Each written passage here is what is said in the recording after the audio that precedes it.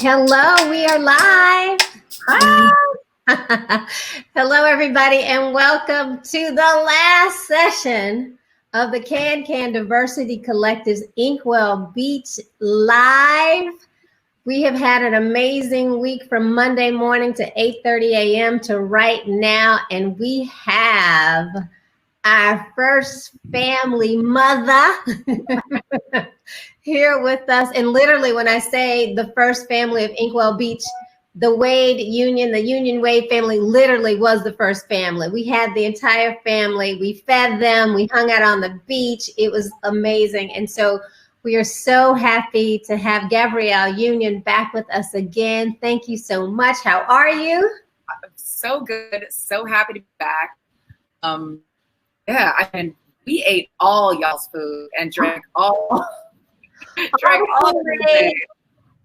ate all the chicken. I mean, the macaroni and cheese. We had nothing left. I think y'all even asked for plates to be sent back to the hotel. So yes, because we wanted food we recognized. That's the problem. That is the problem. But we are grateful that you came back to join us. Ideally, we would both be sitting on, the beach in Inkwell, in Cannes, France, off of the Crozet where we were, right across from the Carlton Hotel. It was a beautiful thing. But I think we'll settle for, me in New York where it's raining and you in sunny LA. It looks fantastic. I just have to tell you. I know it's hot though, right? It's hot, but it's pretty. Okay. So, no, we'll trade off. It's a trade-off. That's all that matters. Okay, so where do we start? We only have an hour, but it's so much to cover. So little time, Give us an update. Tell us, what's been happening with you since the last time we spoke. We've seen a few things happen. We're all about the activism, right? So that's what we dig right in. And we know you've been fighting for inclusion and diversity.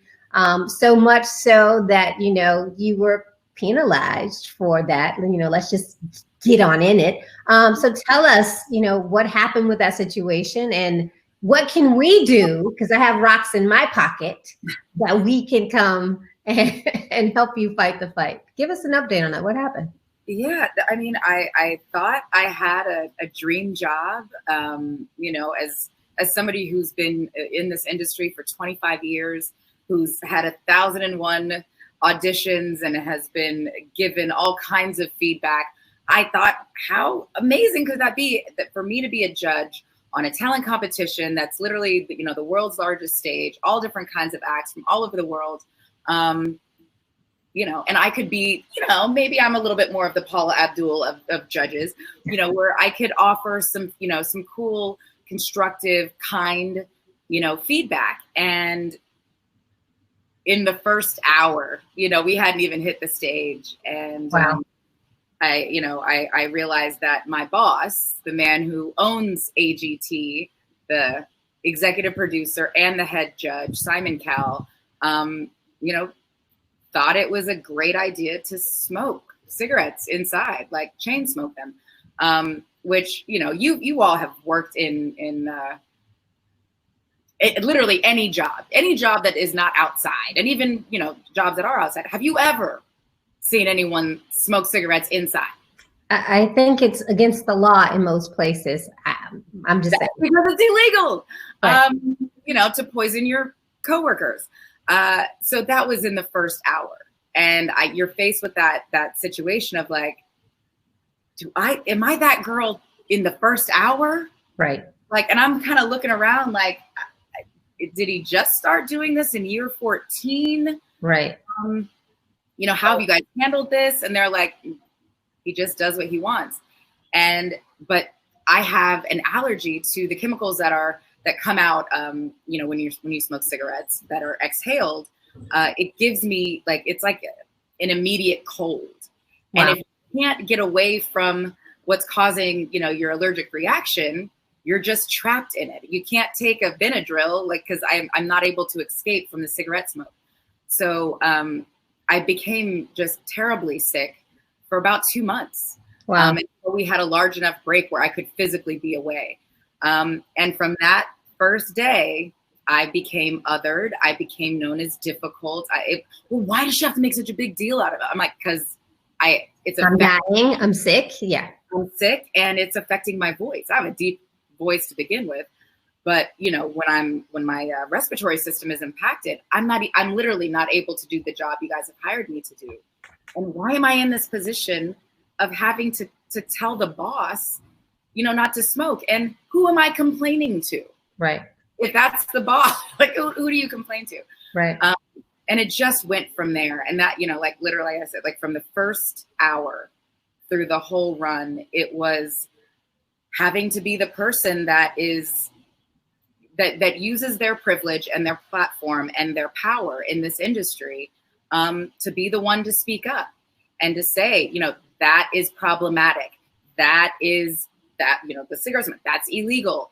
The not having, diversity and inclusion behind the camera means that these contestants are having an unequal experience. Some contestants have hair and makeup that are qualified and prepared to do them, while Black contestants, were not given the same equal opportunity that the contestants were having. Just there were a number of issues, and from day one, I was like, well, this is what it's going to be. And every single thing, when they say, when you see something, say something. Oh, I said something. And, I assumed, because I'm on a show with Simon Cowell, who has made his brand off of telling his version, uncomfortable truths. Your whole brand is dishing it out, right? So of course, I'm assuming that he can take it, and I'm not offering a personal criticism. I'm saying you need to comply with the laws of the land and the rules of the land, like everybody else. And also, these are some things that I'm seeing that are problematic, and we should all be held to the same standards. And from day one, it was uncomfortable. I got othered. I was labeled difficult. There were issues with my natural hair. Being my hair was labeled too wild. Wow. And what was funny is they actually thought that was the smoking gun, that came out of the investigation, that no one said your hair was too black. And I had somebody who was actually Black in any position of power, they would have told them that what was actually said, which was her hair was too wild. It's the same thing. Right. Yeah. Right. Too wild for what? Too wild for whom? Yes. Yeah. So it just a number of issues like that. And when it came time for me to do my job, I had to make sure that I was beyond reproach. So not only throughout this whole run was I not only the number one talent on AGT, I was the number one talent on NBC, and I was the number one talent on all of network television during the run of the show. So you can actually quantify my value. Right. Like, I was the most valuable person on that show and on the network. But when it came time to decide whether or not I was deserving of my contract being renewed, they said I wasn't a good fit and that I lacked chemistry. Huh. Okay. So you're no longer a team player. The old, she's just not one of us kind of thing. Okay. Basically, if you're not okay with problematic behavior and illegal behavior, you're too hard to have chemistry with. You're not a good fit. But I guess if I don't have chemistry with problematic people, I'm okay with that. Right. You bow. You can bow out of that.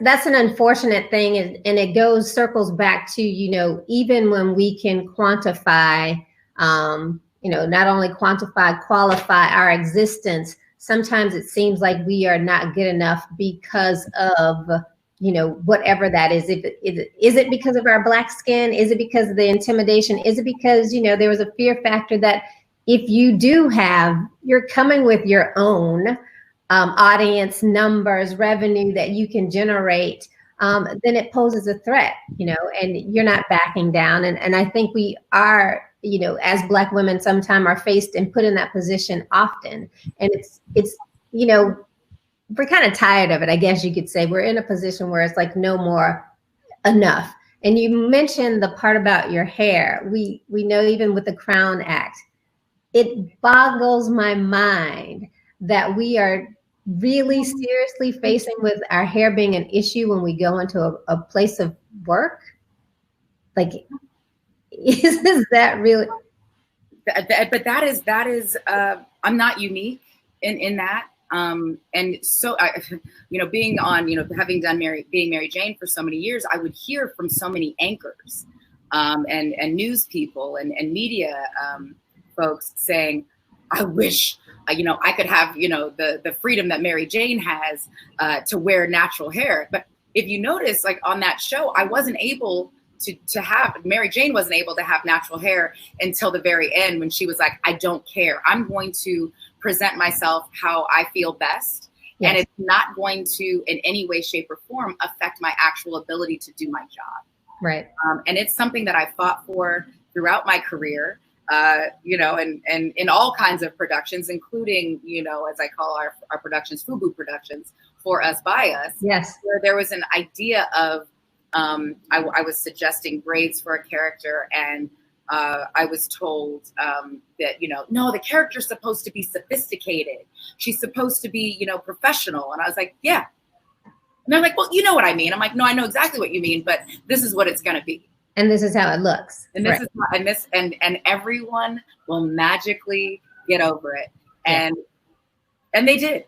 But it shouldn't be a fight within our community, and it certainly shouldn't be a fight as however we want to present ourselves in the rest of the world.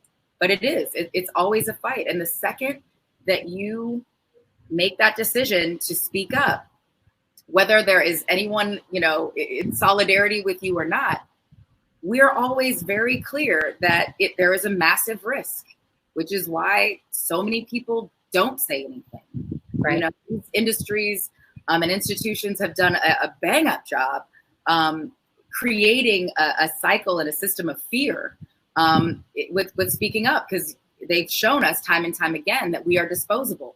If you don't fit in, if you don't have the right chemistry, if we find you, speaking facts or speaking truth to power, that's intimidating. That's aggressive. Right. No matter the tone that you say it in. And I just got to a place in my life and in my career where I was kind of like, how much money do I need in the business before I feel comfortable speaking truth to power and standing up, right, against all of the problematic things that I see? And that little voice in the back of my mind was like, ma'am, you actually did this when you were 19. And I was like, oh, right. I sued Payless Shoe Source after I was raped at gunpoint. After I knew that they were aware, they had a positive ID of my rapist. After the first, store that he had hit, we were the fourth or fifth. And that same day that I was raped, they sent us a notification to change the price of a shoe, but they couldn't give us a warning or a description of a man that was preying on Payless Shoe Sources. And when I found out that if at other Payless Shoe Sources, if those stores had gotten robbed, they would institute all of these, security measures. My store had gotten robbed, but we had nothing. So I was like, at 19, I didn't have any money. I didn't have anything. I didn't have a platform, but I knew right from wrong. And I knew that I can't, in good faith and good conscience, allow this to happen to anybody else. So I sued Payless Shoe Source at 19. And listen, I'm not new to this. I am true to this, and I will always stand up for workers and creating healthier, safer, more equitable workplaces. And I think, that is the inspiration that you provide for other women, for other people who are in a position where they have to fight, and know, like you said, I know what's not right, and I know what my rights are, and I know I can stand up to it. And even, as we talk about being able to show up as your authentic self in a space, and what do we do to be able to maintain it and maintain our own integrity in the process? And what do we do? Do we stay because this is an environment we want to be in because it's the dream job or the dream space? Or do we, pivot and do something else? Which is, it's almost tough because, as you mentioned, it's systemic in terms of the racism, it's systemic in terms of the bad behavior that is in almost every industry that you can think of. We're combating it in advertising. We had a panel this morning as it related to casting for commercials, and they talked about the process now that they're going through to make sure the right people are at the table to get the right people in the commercial. But it got really deep because we started talking about when it's all the Black people at the table, how we even sort of, get into the nuances of colorism and, what works and what doesn't work, and who, it's how are we going to break the cycle? I don't know if you have the answer, but if you have a little bit of the answer, I thought about it, share. Well, calling a thing, identifying what it is. Don't try to gaslight us and say, as Black women, that colorism is in our minds and it's a matter of self-esteem. No, colorism is a byproduct of white supremacy and anti-Blackness. So let's be really clear about the language that we use and how we speak to each other and negate each other's experiences. We're not imagining this. Right. The proof is in the pages. We can see who ends up in ads. We can see who ends up on television. We can see who gets big platforms and who doesn't. We can see who's just the language that is used to describe different kinds of Black women. Who is allowed to be soft and vulnerable, right. and who always is positioned as aggressive and sassy and ghetto. Right. But that's so much of it is having to rally and not allow one person to be out there in front by themselves. We all know what it is. You lose nothing in being in solidarity. Now, if each of us as single folks, stand up to speak out, they can lop that person's head off. But if all of us stand together, they can't get rid of all of us because they need us. Yes. They need our dollars. They need our culture. They need us. But the second we start selling each other down the river and be more worried about your proximity to the white gaze or your proximity to access, then now they can pick us off as individuals. Right. And I absolutely understand the fear, and I absolutely understand the financial ramifications of speaking out, because I lost a job. Right. A lot of people have lost jobs, careers. When I think about all the careers that have been destroyed, thwarted, the careers that never were, right, to anti-Blackness, racism, colorism, makes your head want to explode. But had we all stuck together, and even something as simple as, yeah, I heard that too. Yeah, I saw that. Right. Yeah, right. That wasn't okay. You know what I mean? Where we call it out as it's happening. Like, I don't want to get your fake, solidarity after the fact. You know what I mean? Like, stand next to me in the fire. Yeah, and that reminds me of, not to mean to cut you off, but, when you talk about that, it made me think about what we talk about when we talk about the bystander effect and not rallying around. And Sylvia Ogoda, and a good friend of mine in Vallejo, he's a Reverend, Dr. Reverend Quick.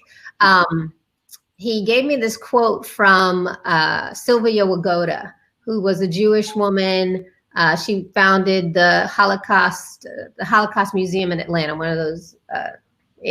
She was the founding executive director, and the quote was something like, there are three types of people in every atrocity. There's the perpetrator, the victim, and the bystander. And the worst of the three is the bystander, because they further victimize the victim by remaining silent and empowering the perpetrator. So imagine that when you mentioned to me, oh, that happened to me too, or I remember that, or I saw that happen, versus when they could have stood up for you or rallied with you, they were being bystanders, like the bystanders who watched that cop take the life out of George Floyd. And then those bystanders, we became bystanders to those bystanders, right? And I think now as we talk about what can we do collectively, now everybody I think is on one accord. And I know this is shifting a little bit in conversation, but, we were able to see and rally together because now we get the truth, right? Now everybody sees what we as Black people see, and they're open to the dialogue and conversation about how we've been mistreated, how the issues we face when we stand up for ourselves, when we say we can't get the job, we can't get the right people on because things have been fucked up, for us, right? Mm-hmm. So because of COVID, because of this, George Floyd situation, which we've known for a long time, there's this element of now everybody wants to know, all of the white people, all of the people who have not been affected like we have, want to understand what's been going on. How can we help? How many lessons then now have you had to teach, or what do you think our role should be in terms of educating people? Because I know the dynamics have to change on your side, because I'm sure now everybody wants to find the right Black woman for the film, the right Black woman to tell the story, the white Black woman or Black person to be a part of a production. What's happening on your end? What are you seeing? Well, I mean, in terms of Hollywood, I mean, everything's kind of at a standstill because of COVID. So you're not, it's not as obvious, you can't say, oh, look at this production or look at this cast list, or right. So it's a little different because of COVID. But in terms of, I don't know what was different about this combination of things, what the Amy Cooper, Christian Cooper, Central Park, yes, the same day as George Floyd very slowly lost his life, was assassinated.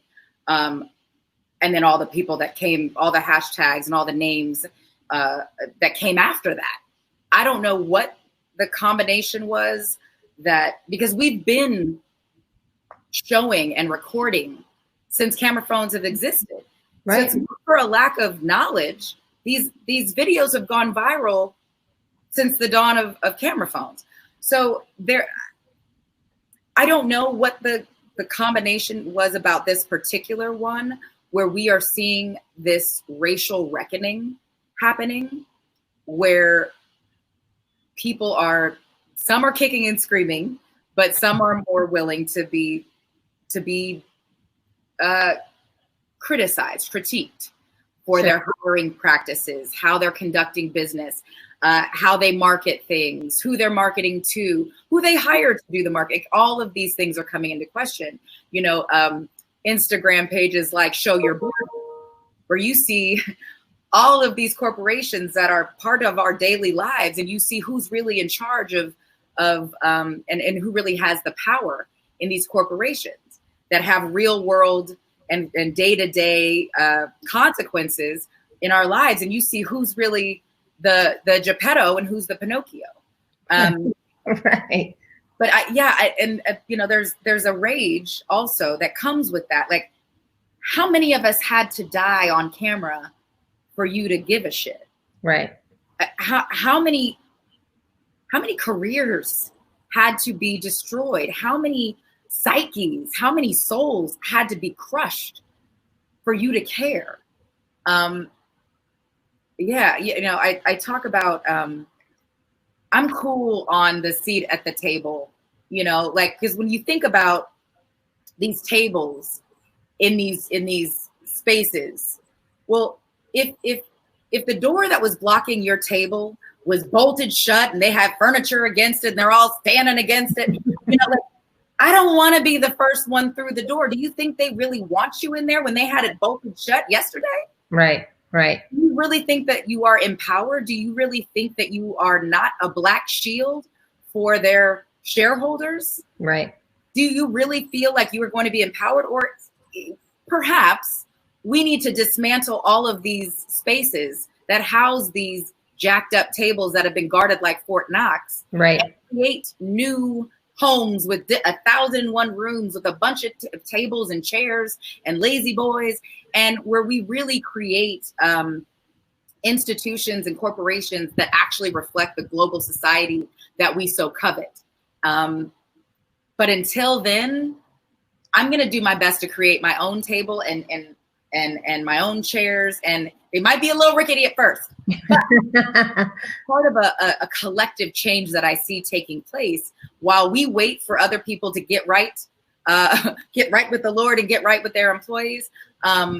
We'll be over here building something that actually truly speaks to all the people, right, in a different way. So I'd like to say that, you know, to your point of building your own, we come from a history, as you know, of having our own, you know, the Black Wall Streets in Oklahoma City, in Hayti, North Carolina, you know, but systematically they came and burned our stuff down and took from us. So, you know, once again, putting that fear in on us. And so I'm thinking, you know, being the first through that door might be rough, but we may have to play that mind game and just, you know, we got troops going here to be the first to walk in. We got the other troops that come in behind. It's like we might have to make the sacrifices to build it in until we are fully woven into the fabric, really, to just get some success out of this. You know, they always say never let a good crisis go to waste. So maybe now is the time that we are able to step in and get something to happen. Also, you know, when some of the few that have gotten seats at the table have been very happy about being the only one in that room. Yeah. And they have their own way to the door. Right. Yeah. You know, as we say, all skin folk ain't kinfolk. So if you are going to be at that table, yes, you know, as we're waiting for the cavalry to arrive, make sure that you are making space for more chairs, yes, for more people to be better represented. Don't get excited that they've tossed you a couple more bones. It comes with a great responsibility to the rest of us that, yes, are hoping that you're using your time with that seat at that table, no matter how jacked up it may be, that you are going to do your best and hold on and hold space for more to come through. Don't get complacent. Don't get happy that they've allowed you to be the magical Negro, and yes, then you want to start doing their bidding and using their talking points against us. Don't do, yes, that. Don't, yes, do that. I love that notion, and I call it the symbolic gestures. You know, you've been given a symbolic gesture, and they gave you a seat at the table, or they've given your organization millions of dollars. Don't get caught up into that hype and lulled to sleep, if you will, so that you're not preparing space for other people. I love that. And, you know, you don't sacrifice anybody. Yeah. In order to hold your space, don't sacrifice anybody. Right. Right. Don't be a part of the tearing down of somebody else to keep your check cleared. You and know, we've seen that. We've seen it happen. We're watching it happen right now. Because as much as they are showing you right now that you're our guy, if you aren't able to deliver a Black audience, you will stop serving a function to those people that are so happily and gleefully using you. So do your best, as scary and as terrifying and as exhausting as it is. Because having that one seat at the table, you have a job, just like everyone else at that table has a job. Right. Except you have about 80 more other jobs that you have to do, whether that be human Google, racial Google, you know, you got to be HR, you're going to have to occupy a lot of spaces to ensure as much fairness and equality as possible. And it's not fair. And it sucks, and it is exhausting, and you're not going to be compensated for all of those jobs that you're doing. But that is part of the responsibility of being the one at the table. Yeah, it's a lot. It's a heavy, but you know, we're still in that space. We still have to keep fighting the good fight until something's different. And I love the idea of not stopping other people from getting in, pulling us in and creating a pathway for us and make sure that we can stay in. So I love that thought. Retention. That's another thing. Yeah. What was that? Retention. Oh, It's everything. You see companies that are scrambling, you know, to hold on to their Black employees. And if you're Black and brown and Asian and LGBTQ plus employees are fleeing for the exits, you got to wonder what's happening with retention. Why is this not a place that they want to stay? You know what I mean? Yeah, I you know, I could go on and on. Yeah, we can go on. It's an issue right now because we're talking about culture. You know, since this is the, you know, Cannes Lions International Festival of Creativity, we're the Can Diversity Collective, you know, bringing that diverse voice. And a big question is, how can we find more Black people? Why can't we retain them in our industry? And it's, for me, it's about the culture. You know, it's about the people who have systematically, you know, created these blocks from getting us in. And once we get in, we're not taking care of each other. They're not taking care of us because it's like, we hired you, now survive. Now get in and do what you can, get in where you fit in. But we know other people are treated a little differently. They're given more support. They're treated and valued differently, given upskilled opportunities to get more experience to do their job, shown a pathway how to get promoted, given the raises. So there are a lot, and they also see people that look like them in, you know, higher positions. So it is a real thing and a struggle within our industry. And now I know you've seen it, to still fight for that. So I agree. My goal is almost, you know, we have to rebuild the culture, you know, and I love the idea of creating what I call a culture index, where you set the standard of what it is you want your organization to be. And anybody that doesn't fit that culture index, you know, they got to go. I'm all about purging systems, you know, creating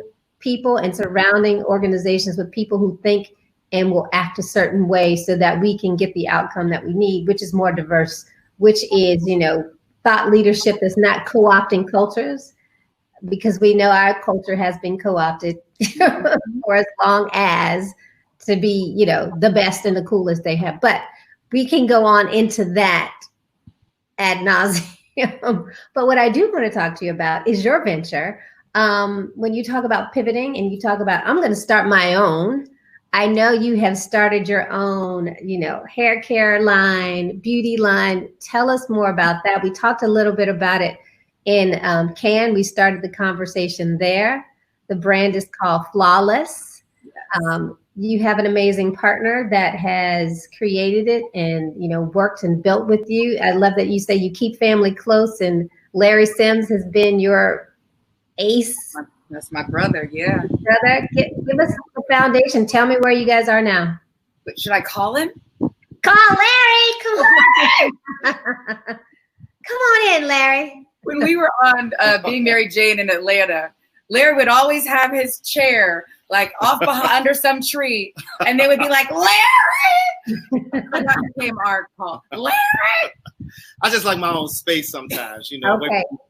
You know. How are you, Larry? He's giving us a greater, you know, deep cut, unbuttoned shirt open.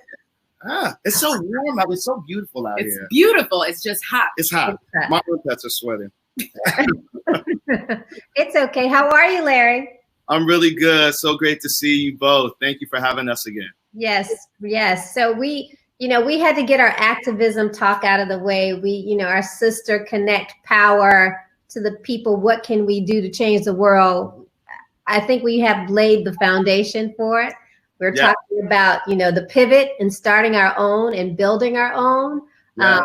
And Flawless is, you know, I'm claiming it like I'm a part of the team. Flawless is our next project, or our project that we know we've been working on and incubating and making it better. We wanted to share with people what the update is on Flawless. Yeah, I mean, so since you guys have we last saw you, yes, last year we had announced on stage at Inkwell Beach that we were going to relaunch Flawless. That we, or I should say, I at that point had humbled myself and acknowledged that I did not have all the right answers. I had not handled the company well. We were not Black owned, and it showed. And I wanted to do things differently. And part of my first order of business was restructuring our company to make sure and buy back my company to make sure that we are majority Black owned, Yes. And Black led. And first order of business is not only just involving, Larry, but making sure that he had ownership in the company as well. Love it. Yes, I love it. That is beautiful. So you empower all of the team members and it makes a difference, I think, when ownership is like the number one thing that shows the value. You treasure the partnership, share the wealth. I love that. Yeah. So yeah, it's amazing. And I do want to add, she didn't have to do that, but yes. the fact that she did was absolutely amazing. I've been a spokesperson with other brands, and I just appreciate it. Not only did she offer me ownership, but she wanted to make sure that both of us were sticking our hands and feet into the process of creating a new line, which was really passionate for us both. So what should we know about the new line? What's new? Oh gosh. So, I think we talked about it at the beach last year, but for those who are just joining us, one of the biggest disappointments about our initial launch in 2017 was that I had a lot of baldness, like a headband of baldness from IVF. And I think for a lot of women who've undergone IVF or due to pregnancy, hormonal shifts, had bad breakage due to traction alopecia, dealing with baldness is debilitating. It is humiliating. It messes with your dignity because how you present. Now imagine trying to launch a hair care line called Flawless when I feel anything but, and not feeling like my most authentic self because I had to wear wigs and clips to cover the bald spots. And, you could see the comments. It's like, oh, she's wearing wigs. She's not even, rocking her own hair. And I'm like, and we had wanted to delay so my hair could grow back. We could figure out how to grow my hair back. And so I could be a more authentic part of the brand. And those previous investors were like, no, we have this window, we're going now. And so as Larry and I, because I still had to work through all this, try to figure out how to be in the public, we were in the kitchen stirring up, Madam CJ Walker style. And we throughout, over the last couple of years, we figured out how to grow my hair back. And throughout that process, we were like, we should be able to offer this to everyone. Yes. And how do we do this? How do we reinvent Flawless? And the first order of business was, it was way too expensive initially. Now everything is priced between $4 and $10. Wow. Yeah. Versus what was it before? Not that. We were in the, okay. Let's just keep it here. Okay. Yeah. And we were sold in a brick and mortar that is not available in all of Black communities. Sure. So we wanted to really address accessibility, affordability, and the ingredient story. And this is where Larry, was like, ma'am, I know what you're used to. But yeah. So, it was super important for us to make sure that, like she said, what was working for her was accessible to the rest of the world, everybody in the United States and abroad eventually. We had to take out some of the things that didn't work, like, the silicones. I think that we're so used to having silicones in our products because we like the way it makes our hair feel. We love the slippage. We love, that it feels like, oh my God, my hair is so silky. But in actuality, silicone clogs up the pores, and it's just bad for your hair and scalp in general and overall health. So we stripped away all of, the things that weren't necessary and or weren't good in that. And we added things that, were amazing. Like, this is the first time that I've had a partnership where I actually got the opportunity not only to work with Gab as her being a client with what worked on her hair, but also with working with chemists. We really looked for an ingredient story that was really authentic to what worked for us. So we have rice oil complex. We have creatine in the product, which worked amazing for her hair. We have biotin in the products, which worked amazing for her hair in terms of regrowth and strength and rebuilding. We have Bakeri butter in it. It's out. Listen, it's not a wig. It's got listen. We weren't able to do that all the time. No, First of all, everybody's like, we love the hair. It looks good. The comments are like, it looks good. Yeah, thank you. They're all there for it. All there for it. And we weren't able to do this for the longest. And it's just so gratifying to me, not only as her stylist, but as her friend, to be able to see her smile when she looks in the mirror, with all of the progression that we've seen thus far. The transparency you just provided gave everybody life, just so you know, like the up close, pulled apart. His my scalp was no, because I couldn't do it. Because it was so humiliating, and I'm not a liar. You know what I mean? Like, and having to try to sell something when I couldn't show, where I didn't feel comfortable showing my bald spots, you know, and I think for so many, especially so many women, that are, you know, we feel like our crown is our glory. Yes. But what happens when our crown is snatched? Right. You know what I mean? I think what Beyonce had that lyric, you know, if you tilt your head forward, your crown falls off. Well, my crown was like a cue ball. And literally like my skin. Yeah. And I'm like, don't mind this lace front as I'm trying to sell you hair products. Right. But now it's like to be able to show people the growth. Because, I mean, we kept taking it down, you know, over the last few years. As we would grow, we had to, you know, cut it down because, you know, the bald spots were, you know, they were starting from a different starting spot. So now to be able to have my hair all growing and all healthy and thick. Yes. I haven't had thick hair since 1983. So, you know what I mean?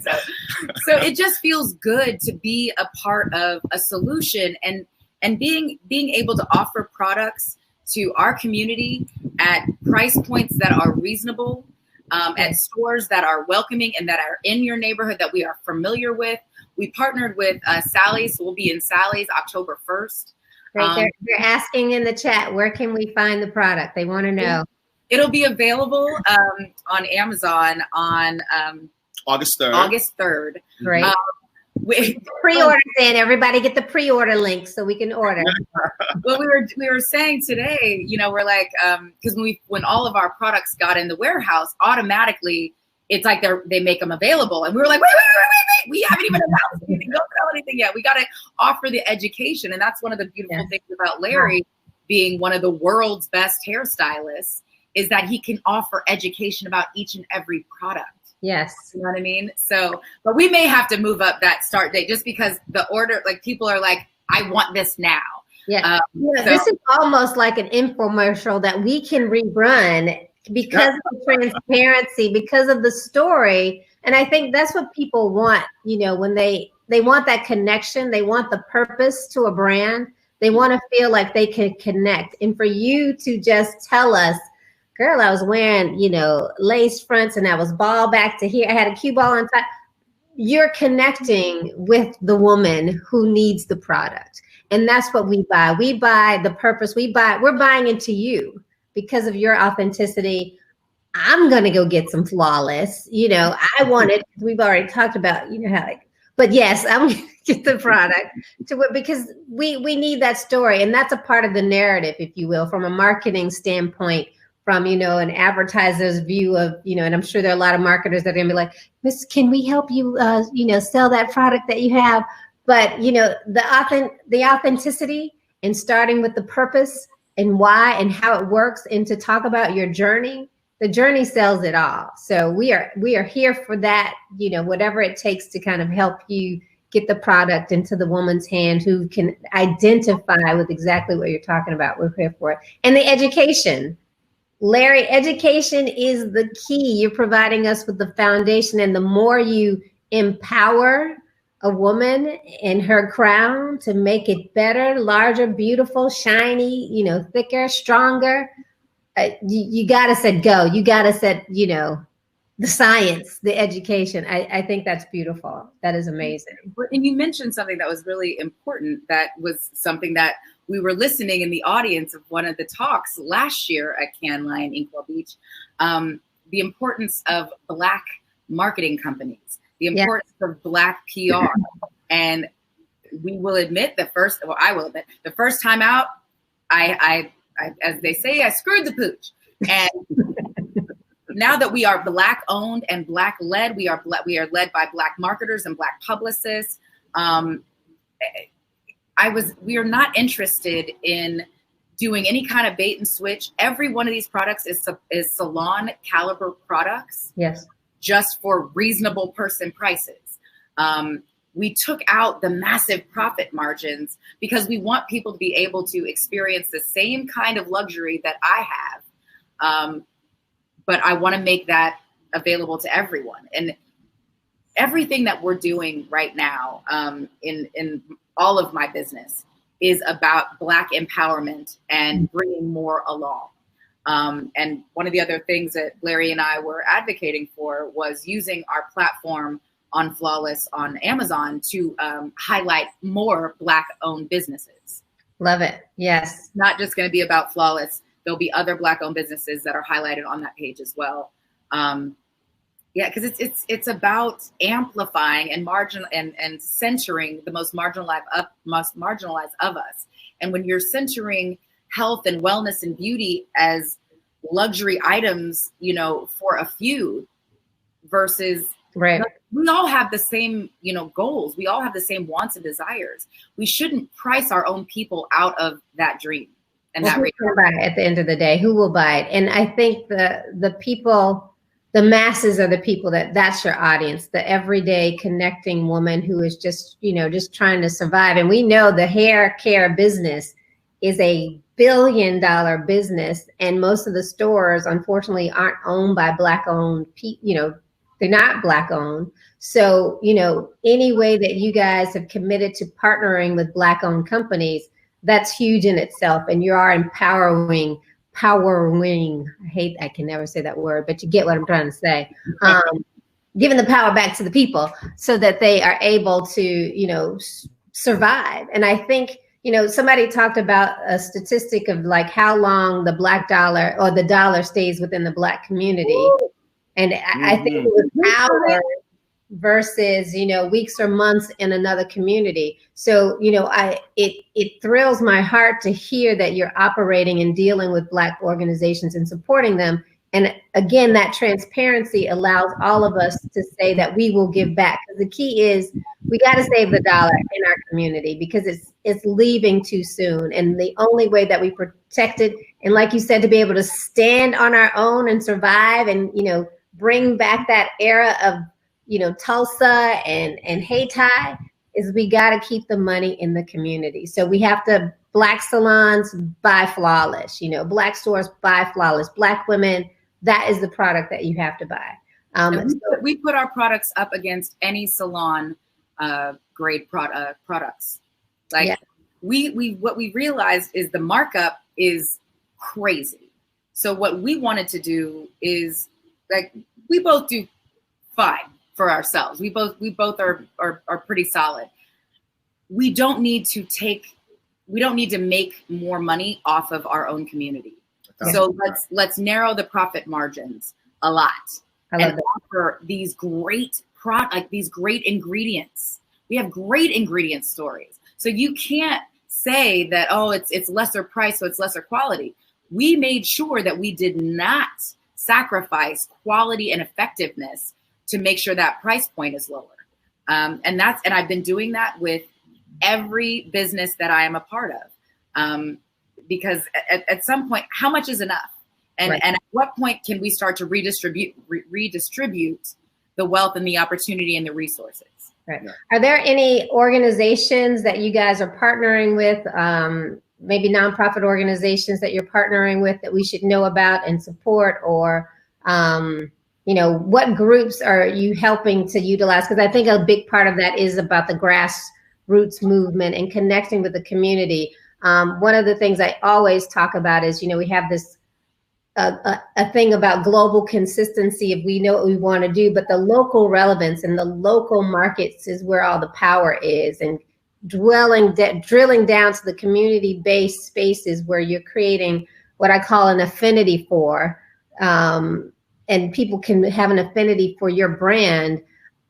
Who are there some organizations like that you guys are partnering with that we should know about, or should we recommend some to you? We always want to hear from, more people. There's a number of organizations that between my husband and I that we have been supporting financially and in terms of getting the word out about those organizations. And hopefully some of those we can use with Flawless and help promote those as well. But we also want to get into helping to provide education and opportunity and help save some Black-owned businesses and salons. Yes. So there'll be a give back. And it may not just be one salon, because there's so many salons, Black hair salons, that are in need. Yes. So you'll see us targeting and highlighting different salons across the country and hopefully ultimately around the world, and trying to bring back these businesses, one at a time. So there's a number of things that we are working on. Well, we are here for it. I mean, the comments are blowing up.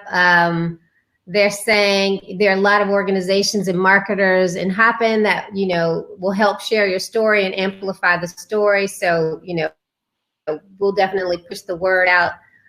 They're talking about the supply chain and buyers and distributors. We're all for that. The procurement, the buyers and distribution. Do you guys have a story about that, or who's making the product, where it's made, how's it being distributed? What's the process? Is there anything there that we should know about? Is there a story behind that story? All of the products are made in America, which is great.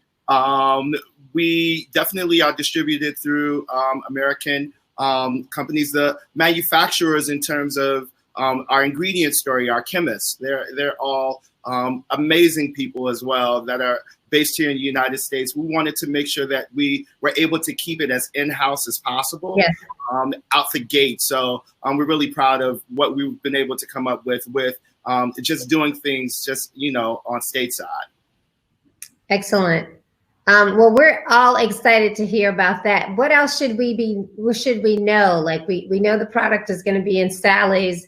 We can go online and buy it on Amazon next month. When you first said August, it seemed like it was so far away, but damn it, it's the 10th already. We know, right? Yeah. And I mean, just from the response, it's been great. It's been great. It's and been so really I have a feeling as soon as this day is over, people will be like, well, how about we move it up?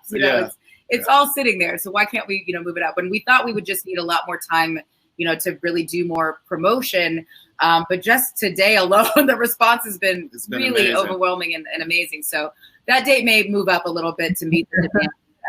But we're just really excited and really grateful. And we're happy that we could have this full circle moment with the Inkwell Beach. It's pretty amazing. And we've been having, all sorts of conversations with, Black businesses. This is the time, we think, for development, for growth. We had a great conversation with some people in the cannabis business yesterday. You're like, hey, yeah. Are there samples or? We were asking for product samples, just so that we could test them and make sure everything was okay. But definitely a learning lesson. And like you mentioned, the education piece on that is critical for understanding and, just building the loyalty. So I emphasize the education on the hair care product that you're sharing and creating is going to be, I think the differentiator between your product and any other products that are coming out there. And just your connection to the community is one that's going to be really powerful. We talk about competitors. Is there a competitive set that we should know about, or you guys are just like, this is our? No, one of the things, again, it was a conversation that started in Cannes last year, where we were talking to different, beauty company, folks, and they were like, but so-and-so has something and so-and-so. And then somebody else said, well, all of the Kardashians have makeup lines, Yeah. and they're never pitted against each other. Right. So my takeaway was, so many of these people are my actual sisters. They are family. And in the same way that we allowed all the Kardashians to thrive as a family, and we are never asking Kylie to talk about Kim or Kendall to talk about Khloe, there's space for all of us. Yes. We do not function from a scarcity perspective, that there can only be one. There is no crabs in this barrel. So we believe all of us can be successful. Right. There is a space and a place for all of us to shine. And to that point, when we do end up pitting each other against one another, or brands, or you create us or put us in this monolith as if we are all the same, right? But there are so many different, people, Black women, hair textures, just styles, all of it, that we can, have this similar products and survive and thrive. There's space for us all. There's room for us all at the table. You said it earlier. When we get there, just clear out a space and allow the next one in, because we can be resources to one another. There's no reason that you should be struggling trying to figure out what to do next. You should have sister and brethren in the group that share knowledge, so that we can all be at some, level set at the same place. So I think it's amazing. I am excited about you guys. We have like 3 minutes left for the conversation. Should we take some questions? Sure. Yeah, throw them out. I have to put my glasses on so I can. I was gonna say, I'm like, the way my laces is set up. I right. These questions very clear. Guys, like, check your DM. They're sending personal messages. Someone wanted to know about, I did see it, and they scroll so fast, so I'm scrolling back. Are you also committed to help elevate Black upcoming, supporting like the new actors and actresses that are coming up? Like, what are you doing in terms of fostering relationships with them? There's a dance. So there's a dancer. Part of Ayana Wiggins, by the way. Ayana Wiggins. Part of the motivation for doing my WCWs is to highlight different actresses, and some are younger, some are 20s and 30s, some are my age, some are older, and just shining a light on all of these talented people. So in case there are some folks out there who may not be as familiar, I can be a part of shining that light. And having my own production company, my television production company is through Sony Television, being able to put on and center marginalized voices and marginalized talent, and center marginalized folks in our own stories, which includes that younger talent. Because I love to complain, and somebody was like, well, you should do something about that. And I was like, I will, I'm doing it. So I'm creating TV shows, podcasts, movies and I'd say about 90% of those projects I'm not going to be in. So I'm trying to create a plentiful array of options for our young, our middle, and our more seasoned gals, who stop getting opportunities, as well. Just trying to create more and different types of narratives. As a people, I always say, I'm like, I want to have a Black Ladybird, a movie about an average old teen that just has an issue with her mom. And because we should have the opportunity to tell every kind of story, because we exist on all platitudes. We are not one thing. And so I'm trying my best to create projects that can that creates opportunities and jobs for people in front of and behind the camera. Excellent. Someone asked again about the price point. You want to reemphasize what the price point is for them? Yeah, everything is between $4 and $10. Super affordable, super accessible, quality products, no matter what your social or economic status is. It's quality, beautiful products across the board. $4 to $10. It's absolutely amazing. So tell us about the products. What do you have? You got a shampoo, you got a conditioner. What we got? What we working with? Yeah, so we have about 12 SKUs. We have shampoo, we have a co-wash, we have a moisturizing shampoo, we have a co-wash, we have a masking repairing treatment. Explain to the people a co-wash. Exactly what's the co-wash? Right. Is that a condition? Explain it to me. You just rolling it off like we all hair care product. I have co-wash. I'm like, what exactly is the co-wash? What do we do? Come on. The co-wash does what? A co-wash basically is a conditioning, cleansing system that doesn't strip your hair of all of the moisture. So for our girls that have 4C hair and above, that usually tends to be a bit more dry. They usually don't like to completely shampoo their hair where it feels like it's super stripped or clarified. So what we want to do instead for them is provide a product that cleanses your hair and scalp and locks in the moisture without stripping it. And then you follow it up with a conditioning treatment, which would be our 3-minute restorative conditioner. And I had that today. yeah, so it's really great. We wanted to make sure that we gave options in terms of what your hair needs could be. Yeah, I mean, and I have braids out, but one of my favorite things is the scalp tonic, because you start getting the itchy, flaky, it challenges when you have wigs, weaves, braids, and it's got this pointy little tip, so you can literally go in between your braids, and it gives you that instant relief that allows you to sleep without doing this. The pen. Yeah. But it also has aloe and rice complex oil in it to soothe. And both of those things are also great for curl texture and growth. Yep, absolutely. And just to piggyback on what she was saying, we have a curl cream, we have a curl refresher spray, we have a blow dry cream, edge control, we have heat protectant, oil. We have the amazing oil drops that are so light. It doesn't weigh the hair down. It falls effortlessly on your hair. It's just great. We have, I said blow dry cream, heat protectant spray. It's amazing. And we're already working on the second installment. That's going to be like our sister comparisons to what we have today. You can check out all these products on Flawless by GU. Yes. On Facebook, Instagram, and Twitter. And when we go live to be able to sell, it will be Flawless Curls. Flawless Curls. Flawless Curls. Okay. Somebody wanted to know, can we pre-order on Amazon, or they're ready to get in line right now to buy? So no, we were thinking it was going to go a little slow. I'm telling you, I have a feeling we will be getting a call like, just go live.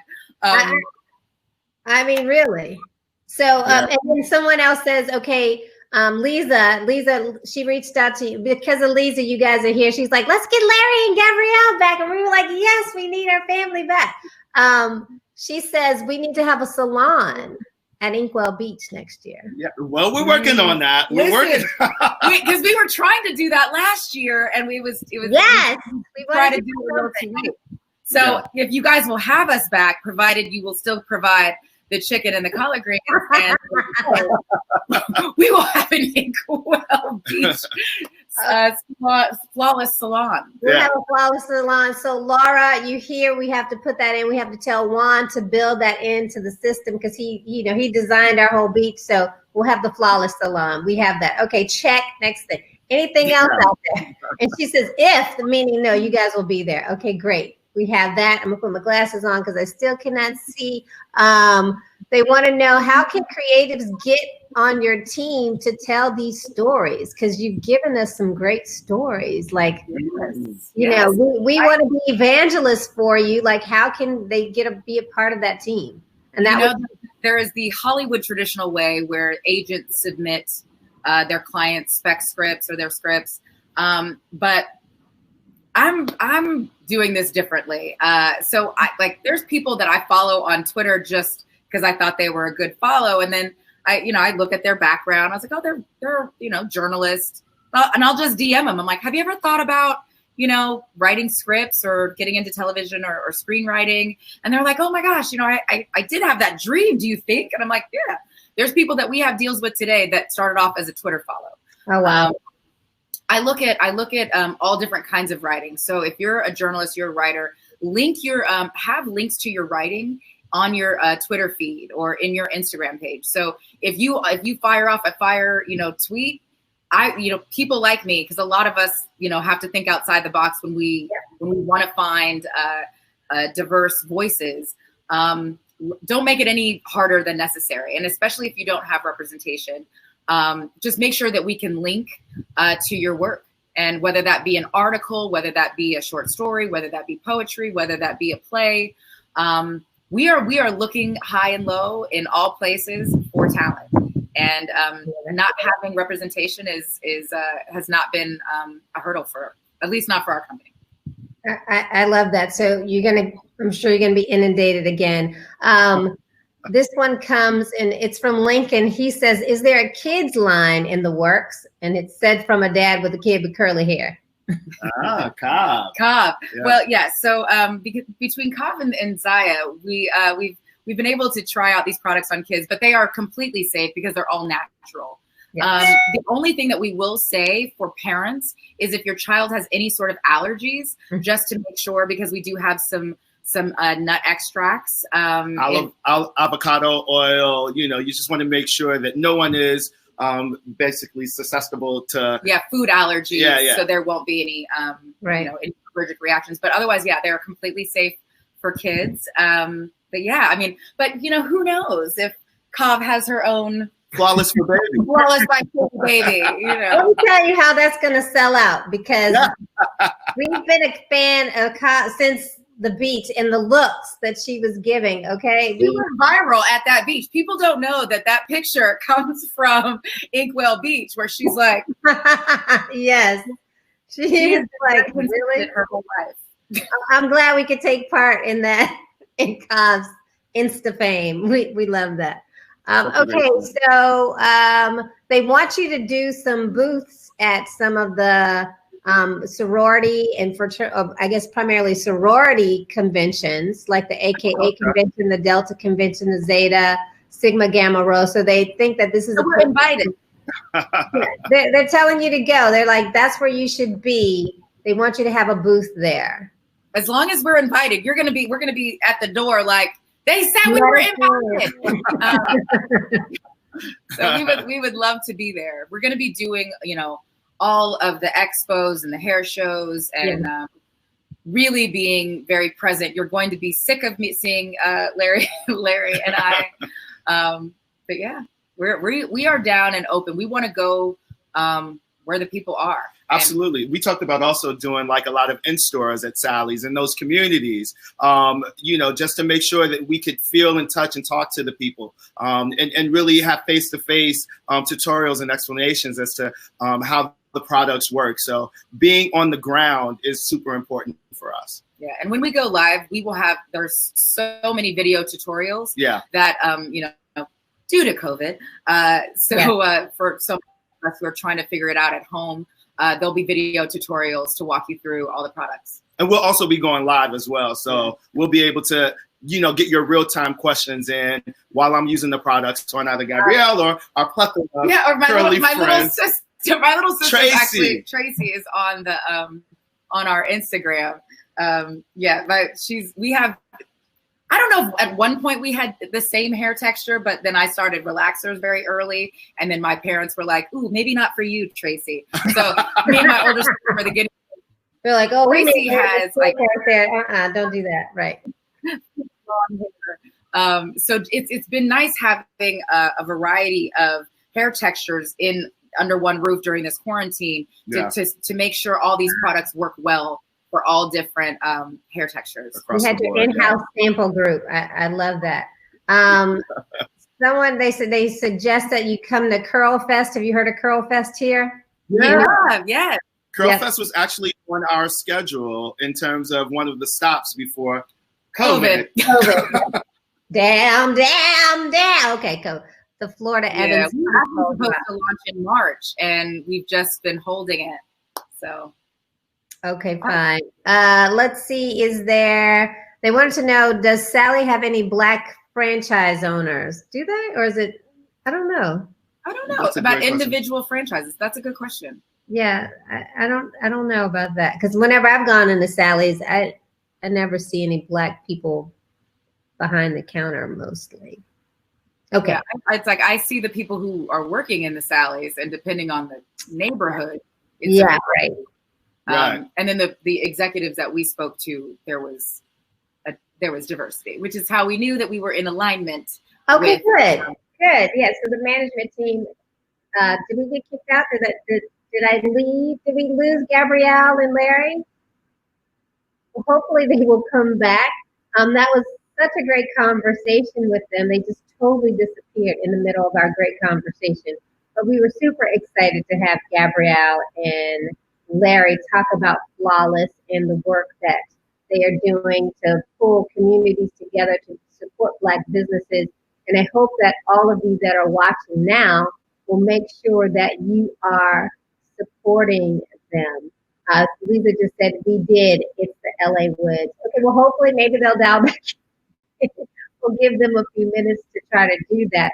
But I love the fact that, we have yet another, actress activist who is finding a way to extend their brand beyond just being in film and television, but actually doing work that's sustainable for, the community and sustainable that supports outside of just the entertainment piece.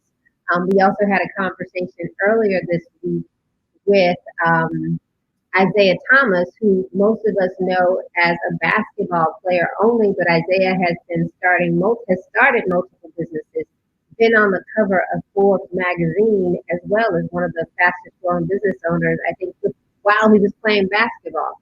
So, we want to continue to have conversations with leaders like that inspire us to make sure that, they are building their brand outside of what's happening, in their visible skill, as whether it's an actress, being an actor, actress, or an athlete. Okay, so I'm not sure if they will make it back in, but everyone, I cannot believe that this is the end of the Can Diversity Collective Inkwell Beach. We did it. We went virtual. It was a success. It was a great week. We're going to make sure that all of this footage from Monday at 8:30 a.m. all the way till today will be available for you to watch. So please make sure that you watch and spread the word. Our goal is to be back at Cannes Lions in 2021. So save up your coins. Make sure that you come and join us. Make sure you support a Black business. Make sure that you continue to fight the good fight, stand up for what's right, wear your mask, social distance, do all of that. I cannot thank you enough. Although I'm sitting here in my house alone, this project did not happen out of my house alone. We had amazing Laura Mignot, who was, our production guru who helped to pull all of this together. There were two Lauras. Laura had an assistant Laura, so thank you, Laura, also for supporting us. We also had Lisa, who helped to, make sure that we had great speakers coming in, including the lead on making sure that we got Gabby and Larry back. So Lisa, thank you so much, as well as making sure we had Isaiah come back. We have Michael Warner from Igami Group. We met Michael early this week. You guys know, well, we've known him, but you met him because he is the first, his agency, he and his wife, Tanisha Warner, he and his wife were the first Black company to win a Grand Prix Cannes Lion Award. So we are here to support them and, proud to have Mike as a part of our team. So there we go. Yeah. Oh my God. So I was just I was giving the speech, and I just like to thank, my mom and my dad for raising me. So, okay, good. And there's that baby. Hey, Kava. Hi, honey. And there's that look. She will give you some shade. She will give you some shade. So we're back. Yeah. You were cut down mid-sentence, or was I talking? I couldn't, because it was like all of a sudden we were in a groove, and then it was like all Black. You want to go? Oh, okay. Yes. She's like, I'm out. Yes. I'm out. Okay. Well, I'm glad you guys are back. So before we get shut down again, please just give us some good final, what action steps would you like us to take? Whether it's, from being an activist to business owners to community organizers, give us the last word for how should we wrap up our virtual Can Diversity Collective Inkwell Beach Live session. Sure. Yeah, I would say, number one, thank you again for being a representation of greatness. Thank you for allowing our voices to be amplified on your platform, especially during this time when we all would love to be at Cannes but can't be. You know, I say, you know, if you're silent, you're a part of the complicity. You have to make sure that you use your voice and your platform to not only uphold each other, but uphold ourselves. We see that, you know, with amplified voices, when we scream to the mountaintops, we see that there's change. And so don't be afraid. Always continue to put your best foot forward and making sure that your voice is being amplified, and to also make sure that you position yourself to be celebrated and to celebrate others that, again, are sitting at the table, that get their feet in the room. That was very powerful. Thank you very much for that. Gabrielle, do you have more? Or are you just going to what you got? I could have just been like, word. Right. Here's the mic. We drop it and boom, we're done. We can't say enough the importance of sticking together. Yes. And as friends, we have stuck together and we have reimagined the world and business in a way that centers Black folks. Yes. You can do certain things alone, but to go all the way, you got to do it together. And you can never look at anyone as disposable. Don't ever be too comfortable. Always look for ways to innovate, to do things differently, to pull more people in, and to always center the most marginalized of us. Because if you meet the needs of the most marginalized of us, we all eat. Yes. And just remember, there's food enough for all of us. Don't ever fall into scarcity mindset. Yes. Fear-based thinking. There is enough for all of us. We can work together. And the cavalry is coming. Yeah. I love it. And I literally almost teared up on that. I swear to that was it. We have to. The least of these is critical.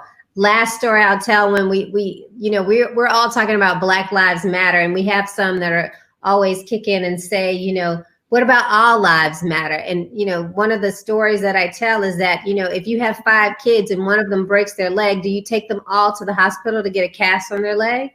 No, you take the one who has a broken leg, which means you have to support the one that is suffering and provide them with the support, because then that strengthens the family again. And we're all in a strong position to be better. And we can, move on to do great things. So yes, supporting the least of these. And right now it's our community and we have to support one another. So I thank you guys so much before they kick us off of Hopping. But whatever we can do with the Can Diversity Collective and our connections, we're connected to a global community of agencies. We are here for that. We expect to see you and the entire Union Wade family. And, back in Cannes next year, we'll have the Flawless Salon. We'll make sure that we put that in a cool spot with air conditioning and everything, running water. So we'll have a place to come. But thank you so much for spending the time with us today and ending our conference with a big high. Could not have asked a better guest to have. So thank you guys. Thank you, Gabrielle. Thank you, Larry. Thanks for having us. You guys all into next year promoting Flawless. Go to Flawless. Give me the IG's thing. Is Flawless by GU, right? Flawless by GU. Yep. Flawless by GU. Everybody, that's what we're doing. They want to pre-order. You're going to be bombarded with how can we pre-order. So tell them to make the stuff available. Okay. I know. I agree. I know. Yeah. I have a feeling that launch date will be moved up. Right. Okay. Thank you. That's all we need to know. All right. So I'm going to officially sign off, but thank you guys. Thank you everybody for watching the Can Diversity Collective. We love you. We support you, and we will see you next time. No, thank you. Cheers. Bye, guys. Thank you. See you guys. Bye-bye. Yes, stay safe, stay healthy, stay sane. Wear your mask. Wear your mask. Wear your mask. We've been tested. We've been tested, which is why I'm doing it. Okay, I was like, that ain't social distancing. Y'all still real close. Yeah. Wrap it up. We had to get tested so we could be in the same place. Yes. I And we're outside in all of this beautiful fresh air. That's good. Okay, fine. We'll let you guys go. You can sign up. All right. I'll see you. Bye-bye. Bye-bye.